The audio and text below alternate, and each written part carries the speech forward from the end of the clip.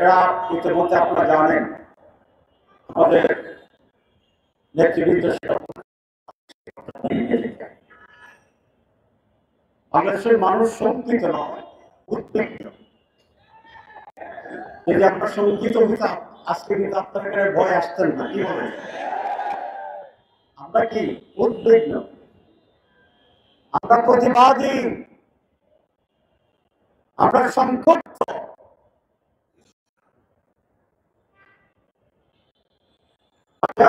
পরে বাংলাদেশে একটা বিশাল অর্জন হয়েছে, সেটা হচ্ছে মানুষের ভিতরে অন্যায়ের বিরুদ্ধে, জুলুমের বিরুদ্ধে প্রত্যেকের হৃদয়ের ভিতরে একটি প্রতিবাদ তৈরি হয়েছে।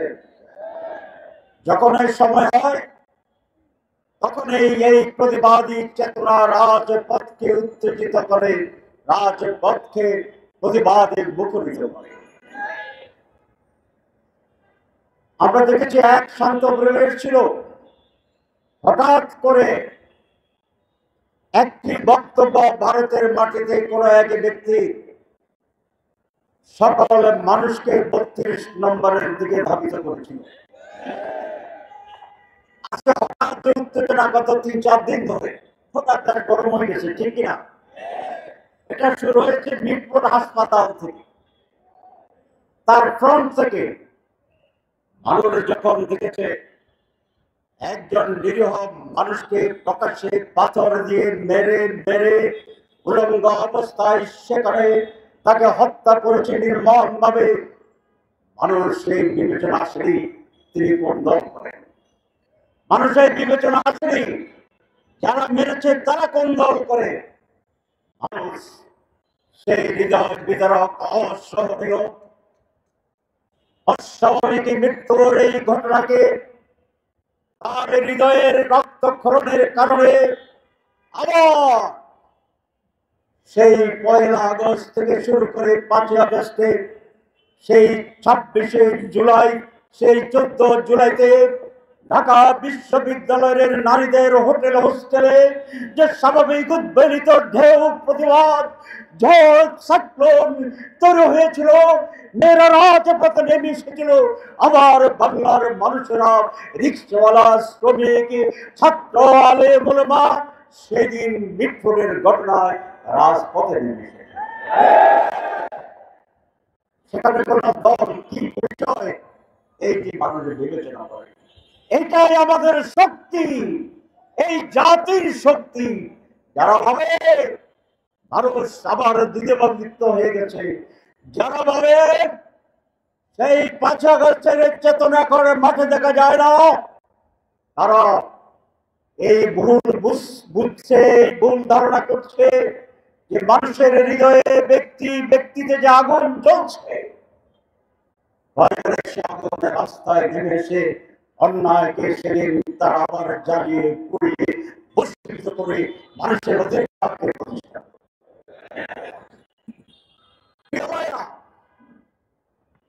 আজকে রাস্তা দুটো স্লোগান, কয়েকদিন আগে একইভাবে 3টি দলকে টার্গেট করে স্লোগান দেওয়া হয়েছিল। আজকের সারা বাংলায় একটি স্লোগান হওয়ার কথা, সেইটি ফ্যাসিবাদ, পুঁজিবাদ, ষড়যন্ত্র এবং পরাজিত নিষিদ্ধ ঘোষিত গতকালের হামলাকারীদেরকে গ্রেপ্তার এবং শাস্তি দেওয়ার দাবি।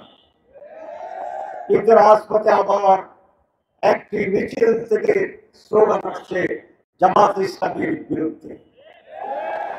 কালকে কি জামাত হামলা করছে? মানুষকে আজ জামাতের বিরুদ্ধে সোচ্চার না, গোপালগঞ্জের বিরুদ্ধে সোচ্চার। আওয়ামী লীগ সেখানে আঘাত করেছে প্রকাশ্যে। আজ প্রশ্ন জাগে, সেই হামলায় প্রশাসনের ভূমিকা অলরেডি বলেছেন।